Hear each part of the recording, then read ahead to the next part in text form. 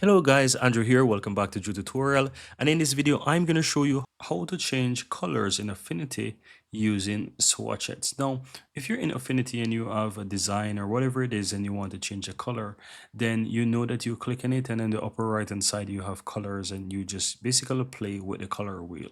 Right, but sometimes this might not be the easiest way to find the color that you need. So I'm going to show you how you can easily switch to swatches and you can use this instead. So all you have to do is go ahead and instead of click on color, click on appearance, and here you will find the stroke, which is basically the outline color, and here you also have the fill.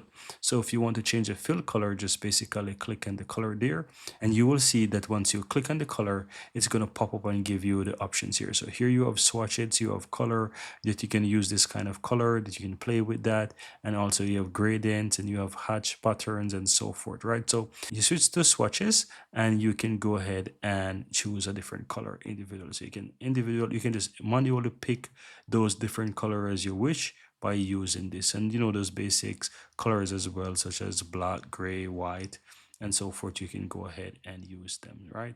And that's it. Now you also have this option here that you can click drop down and you have colors, so you can switch to, for example, grays, and you can see all the grays. You can choose to gradients and you can see the gradients, and you can choose these as well.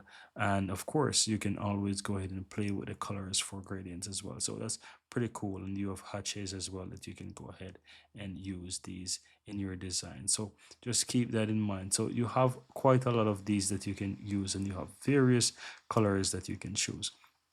So that's really cool. So guys, that's it. That's how you can easily go ahead and use swatches for colors in your design in Affinity. Very easy and very simple, guys. Thank you guys for watching, and see you in the next video.